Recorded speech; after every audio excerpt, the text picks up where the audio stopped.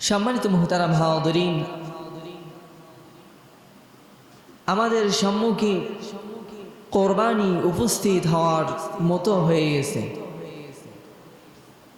কোরবানি আর অল্প কিছুদিন পেরিয়ে গেলেই আমার আপনার সামনে হাজির হয়ে যাবে, উপস্থিত হয়ে যাবে। বিগত জুমায় কোরবানি সম্পর্কে অল্প কিছু আলোচনা করেছি। এ জুমায় কোরবানির গুরুত্ব সম্পর্কে, বিধিবিধান সম্পর্কে সংক্ষেপে অল্প কিছু আলোচনা রাখব। তো যেহেতু কোরবানি সামনে, এ কোরবানি সামনে নিয়ে যতটুকু আলোচনা করা হবে ততটুকু আমরা যারা শুনব আমলের নিয়তে শুনব। যদি আমলের নিয়তে না শুনি তাহলে বক্তা বক্তব্য দিচ্ছে আর শ্রোতা শুনতেছে, এটা ফাও হয়ে যাবে যদি আমি আপনি আমল না করি। আমাদের আদি পিতা হযরত ইব্রাহিম আলাইহিস সালাতু ওয়াস সালাম থেকে যে কোরবানি ঘটনা উল্লেখ আছে, বিগত জুমায় আলোচনা করেছিলাম যে কোরবানি মূলত হযরত আদম আলাইহিস সালাতু ওয়াস সালামের যুগ থেকেই প্রচলন। তখন থেকে এই কোরবানির বিধিবিধান চালু হয়েছে। আল্লাহ রাব্বুল আলামিন পবিত্র কোরআনুল কারীমের ভিতরে বলেন, কুল ইন্না সালাতি ওয়া নুসুকি ওয়া মাহইয়ায়া ওয়া মামাতি লিল্লাহি রাব্বিল আলামিন। কুল ইন্না সালাতি ওয়া নুসুকি ওয়া মাহইয়ায়া ওয়া মামাতি লিল্লাহি রাব্বিল আলামিন। নিশ্চয় আমার নামাজ, নিশ্চয় আমার সালাত, আমার কোরবানি, আমার জীবন, আমার মরণ সব কিছু একমাত্র কেবলমাত্র আল্লাহ তাআলার জন্য, যিনি আমাদেরকে সৃষ্টি করেছেন। আমরা নামাজ আদায় করি, এটাও আল্লাহ তাআলার জন্য। কোরবানি দেব, এটাও হবে কার জন্য? আল্লাহ তাআলার জন্য। আমার জীবন যিনি দান করছেন, এটাও আমার রবের জন্য। আমার মৃত্যু, এটাও আমার রবের জন্য, যিনি আমাদেরকে সৃষ্টি করেছেন। এখন কোরবানি আমরা সমাজের ভিতরে দিয়ে থাকি। আমি বিগত জুমায় আলোচনার ভিতরে বলেছিলাম যে বর্তমান সময়ের কোরবানি এটা আমরা সাধারণত আল্লাহ তাআলার সন্তুষ্টি অর্জন করার জন্য দেই না। অধিকাংশ মানুষ, অসংখ্য অগণিত মানুষ, তারা কোরবানি দেয় নিজেদের স্বার্থ হাসিল করার জন্য। বলে কেমন স্বার্থ হাসিল করার জন্য?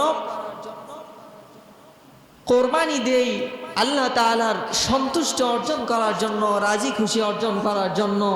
কিন্তু বর্তমান সমাজে নিজেদের স্বার্থ হাসিল করা বলতে আমরা কোরবানির পশু ক্রয় করতে গেলে আগেই দেখি কোরবানির পশুটা টাকার তুলনায় গোশত কম হবে কি বেশি হবে, ঠিক কিনা? কোরবানির পশু কিনতেছি 1 লক্ষ টাকা দিয়ে, 1.5 লক্ষ টাকা দিয়ে। কেনার সময় লক্ষ্য করতেছি যে আমার গোশত এই 1 লক্ষ 1.5 লক্ষ টাকার ভেতরে আমার লাভ হচ্ছে কি লস হচ্ছে, এটা আগে আমরা লক্ষ্য করি। যদি দেখি লাভ হচ্ছে তাহলে সে গরুটা ক্রয় করি, আর যদি দেখি যে না, লসের সম্ভাবনা আছে, তার থেকে ফিরে আসি, ঠিক না? তো কোরবানি তো আল্লাহ তাআলার সন্তুষ্টি অর্জন করার জন্য। আল্লাহ রাব্বুল আলামিন বলেন, ফাসাল্লি লিরাব্বিকা ওয়ানহার, যে সব কিছু আমি আল্লাহ রাব্বুল আলামিনের সন্তুষ্টির জন্য তোমরা অর্জন করো। কিন্তু আমরা সমাজের ভিতরে কি করতেছি? আমরা সমাজের ভিতরে দেখতেছি যে কোরবানি উপলক্ষে সারা বছর গোশ কিনে কিনে খাইতে হয়। এ কোরবানি উপলক্ষে আমরা আমাদের গোশত বেশি হয় এমন একটা বকরি, এমন একটা গাভী, গরুর ভাগে ভাগী থাকবো, যেটার দ্বারা আমরা আমাদের সারা বছরের ফায়দা হাসিল করতে পারবো। এটা দ্বারা কোরবানি নয়। আল্লাহ রাব্বুল আলামিন তার হাবিব তার খলিল ইব্রাহিম আলাইহিস সালাতু ওয়াস সালামের ঘটনার মধ্যে আমাদেরকে জানিয়ে দিলেন। আল্লাহর হাবিব আল্লাহর খলিল জনাব ইব্রাহিম আলাইহিস সালাতু ওয়াস সালাম, হযরত ইব্রাহিম খলিলুল্লাহ আল্লাহ সুবহানাহু ওয়া তাআলার কাছে দোয়া করেছিলেন, আল্লাহ রাব্বুল আলামিন আপনি আমাকে একটা নেককার পুত্র সন্তান দান করেন। আল্লাহ রাব্বুল আলামিন সাথে সাথেই তার নবীর তার খলিলের দোয়া কবুল করলেন। আর আল্লাহ রাব্বুল আলামিন সুসংবাদ জানিয়ে দিলেন, রব্বি হাবলি মিনাস সালিহিন, হে আমার খলিল আমি তোমাকে নেককার সৎ কর্মশীল ধৈর্যশীল সন্তানের সুসংবাদ দিয়ে দিলাম। হযরত ইসমাঈল আলাইহিস সালাতু ওয়াস সালাম দুনিয়ার জমিনে যখন আগমন করলেন, ওই সময় আবার পরীক্ষা শুরু হয়ে গেল। হযরত ইব্রাহিম আলাইহিস সালাতু ওয়াস সালাম স্বপ্নে দেখলেন ইসমাঈলকে আর মা হাজেরাকে দূরে কোথাও রেখে আসার জন্য মক্কা নগরী কোন এক শহরে রেখে আসার জন্য নির্দেশ দেওয়া হলো।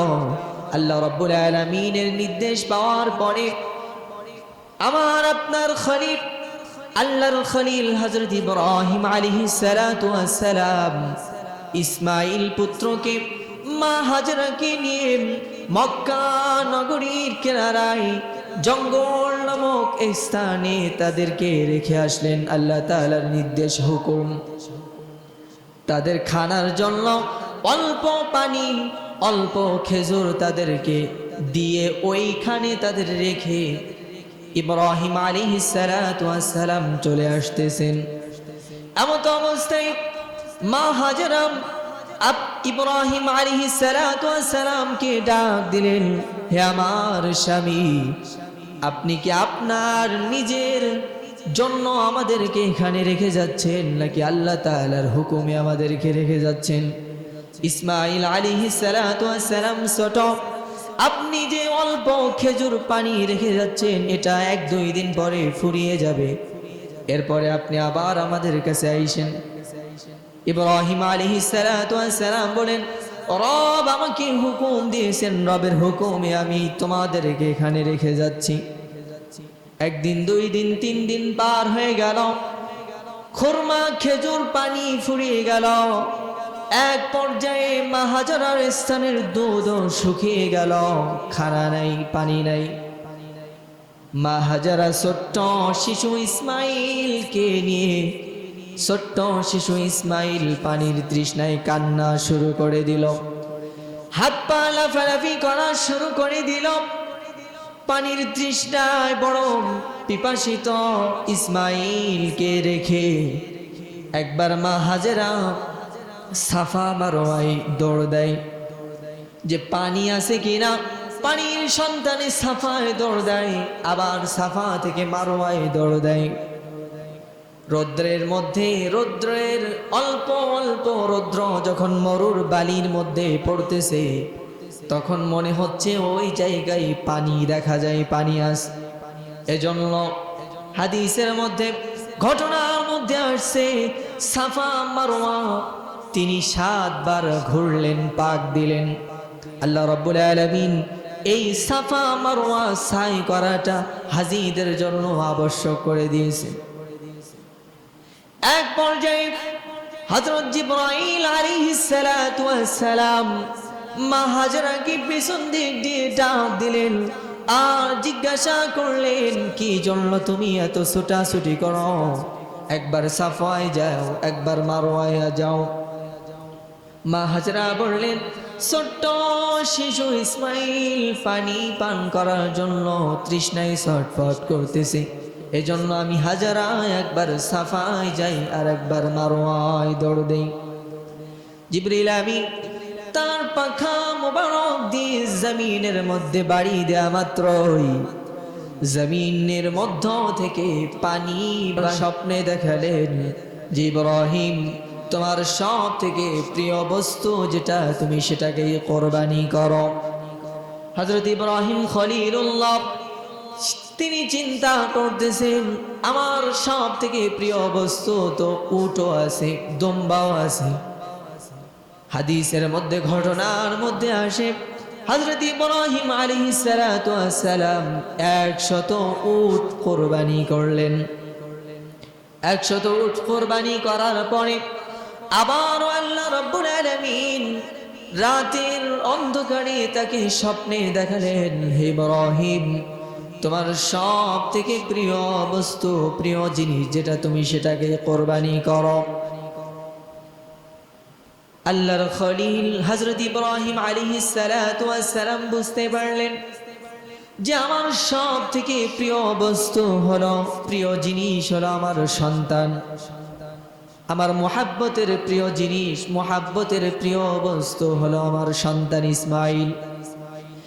এক পর্যায়ে যখন তিনি সেই ইসমাইল আলাইহিস সালাতু ওয়াস সালামের কাছে আর মা হাজরার কাছে গেলেন, যাওয়ার পরে তার পুত্র ইসমাইলকে বললেন, হে আমার বৎস, আমি স্বপ্ন দেখেছি, রাতের আধারে আমি স্বপ্ন দেখেছি আমি তোমাকে জবাই করতেছি।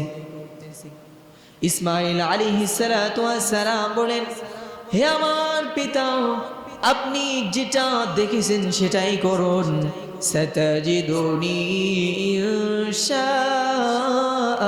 ইনশাআল্লাহু মিনাস সাবিরিন। আমি আপনি আমাকে সর্বদাই ধৈর্যশীলদের অন্তর্ভুক্ত পাবেন। এমত অবস্থায় ইসমাইল আলাইহিস সালাতু ওয়াস সালামকে নিয়ে গেলেন জবাহ দেওয়ার জন্য, কুরবানি করানোর জন্য। হযরত ইব্রাহিম খলিলুল্লাহ ইসমাইল আলাইহিস সালাতু ওয়াস সালামকে জবাহ দেওয়ার জন্য নিয়ে গেলেন। ইসমাইল আলাইহিস সালাতু ওয়াস সালাম বলেন, হে আমার পিতা, আপনি ছুরি চালানোর আগে, জবাই দেওয়ার আগে আমার হাত পা গুলি রশি দিয়ে সুন্দরভাবে বেঁধে নিন, যাতে ছুরি চালানোর সময় আমি ছটফট না করি আর আমার পা আপনার শরীরে যেন না লাগে, বেয়াদবি যেন না হয়। হযরত ইসমাইলের কথা শুনে ইব্রাহিম আলাইহিস সালাতু ওয়াস সালাম হাত পা সব বেঁধে নিলেন। এমনকি ইব্রাহিম আলাইহিস সালাতু ওয়াস সালাম নিজের চক্ষু দুইটাকেও বেঁধে নিলেন, যেন ইসমাইলের গলায় ছুরি চালানোর সময় দৃষ্টিটা ইসমাইলের দিকে না পড়ে যায়, মায়া না লেগে যায়।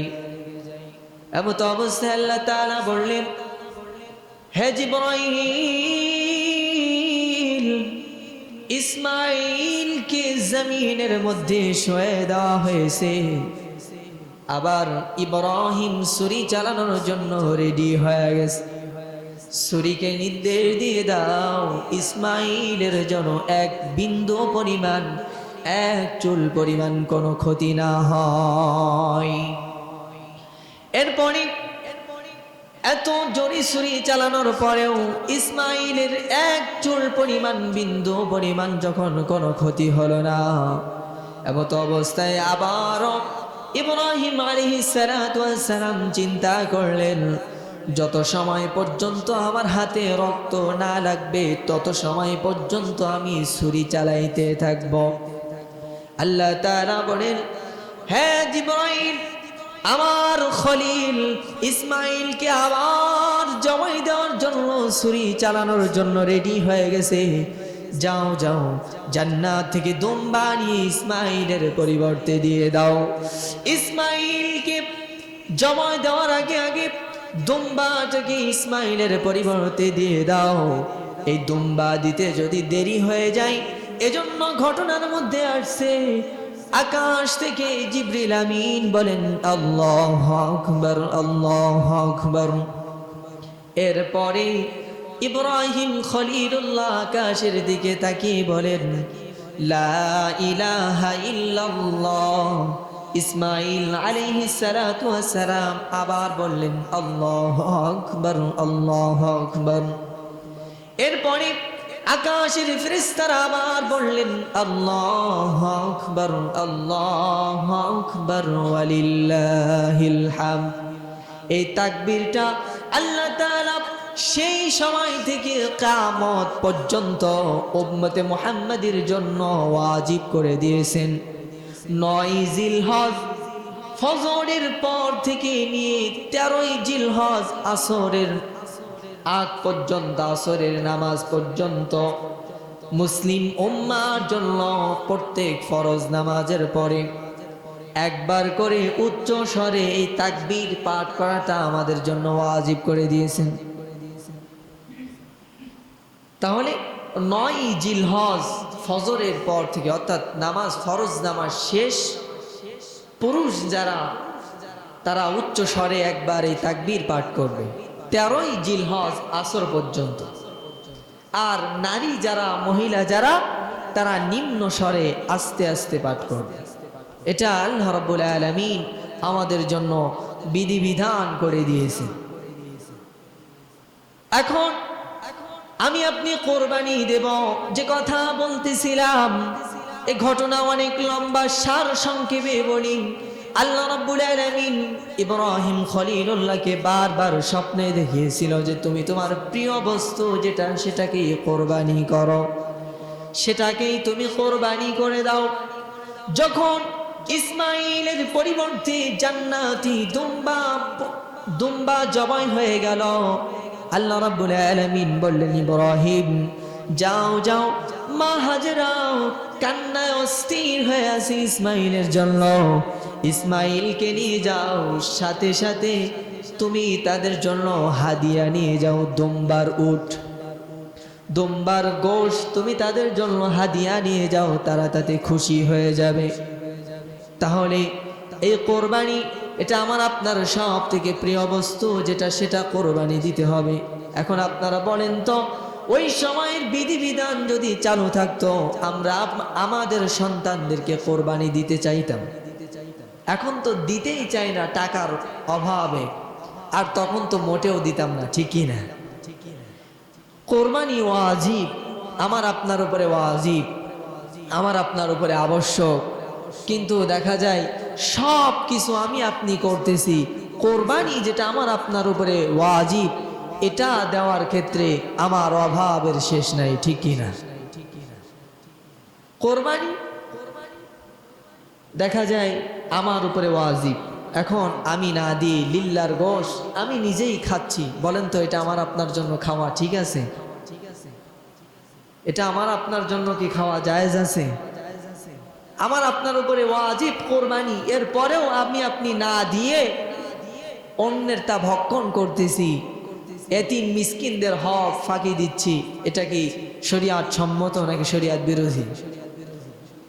আল্লাহর হাবিব জনাবে মুহাম্মদ রাসূলুল্লাহ সাল্লাল্লাহু আলাইহি ওয়াসাল্লাম বলেন, মা আমিলা আদামিয়ুন মিন আমালিন ইয়াওমান নাহরি হাব্বা ইলাল্লাহি মিন ইহরাকিদ দাম ইন্নাহু লা ইয়াতি ইয়াওমাল কিয়ামাতি বিকুরুনিহা ওয়া আশআরিহা ওয়া আযলাফিহা ওয়া আন্না আদ-দাম্মা লা ইয়াকাউ মিনাল্লাহি বিমাকানিন قبل أن يقع من الأرض فطيبوا بها نفسا الله النبي বিশ্ব নবী জনাবে মুহাম্মদ রাসূলুল্লাহ সাল্লাল্লাহু আলাইহি ওয়াসাল্লাম হাদিসের ভিতরে বলেন, ইয়াউমান নাহ, এখানে ইয়াউমান নাহর বলতে 10 জিলহজ, অর্থাৎ 10 জিলহজ কোরবানির দিন, যেদিন আমরা কোরবানি করে থাকি।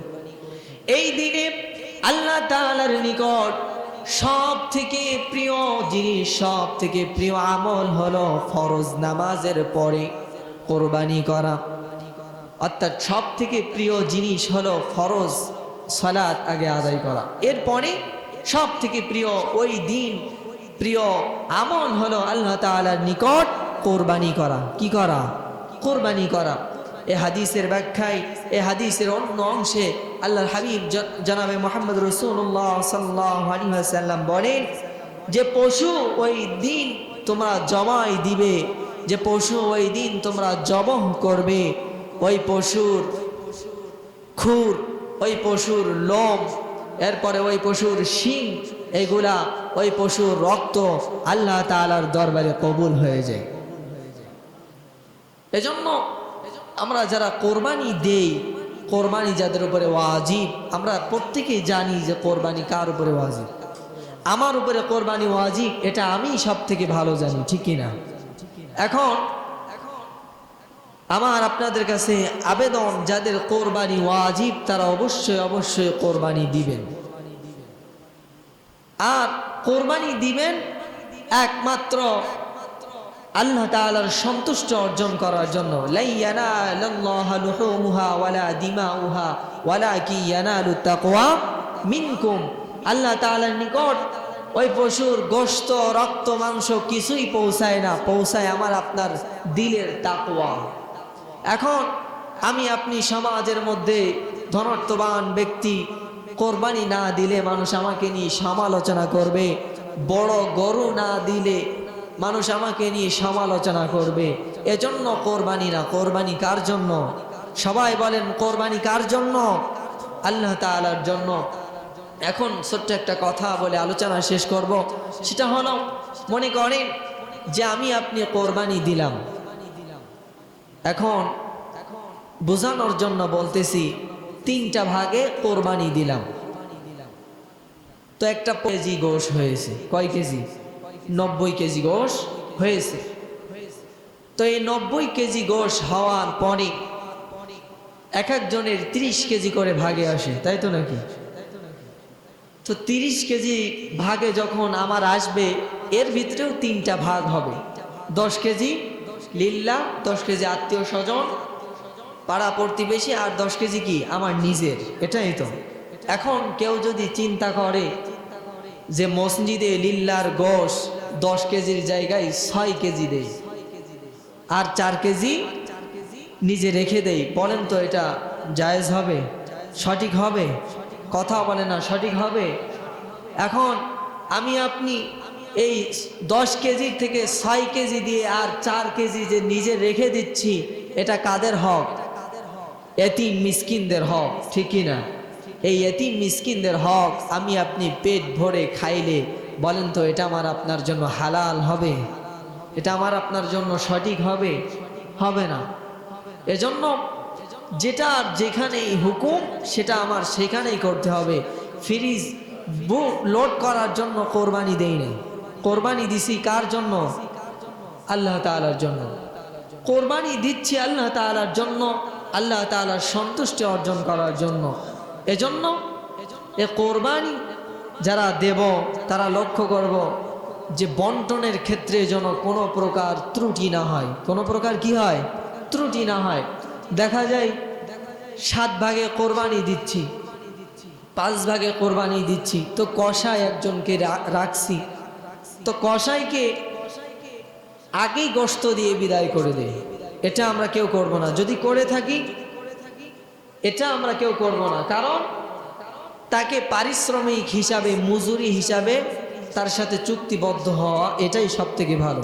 যে আপনি আমার গরুটা গোশগুলা কেটে দিবেন, আমি আপনাকে এতটুকু পারিশ্রমিক দিয়ে দেব।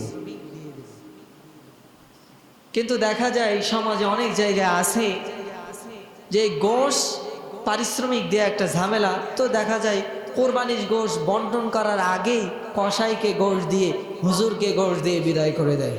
এটা শরীয়ত সম্মত নয়। হ্যাঁ, আপনি হুজুরকে গোশ দিতে পারেন, কসাইকে গোশ দিতে পারেন।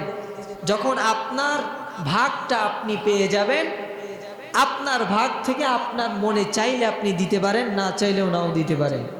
কিন্তু আপনার ভাগ থেকে কমে যাবে, কম হয়ে যাবে, এজন্য আপনি কোরবানির গোশ ভাগ করার আগেই ওই গোশ থেকে কসাইকে দিয়ে দিলেন, যাতে আমার আপনার ভাগে আর না কমে।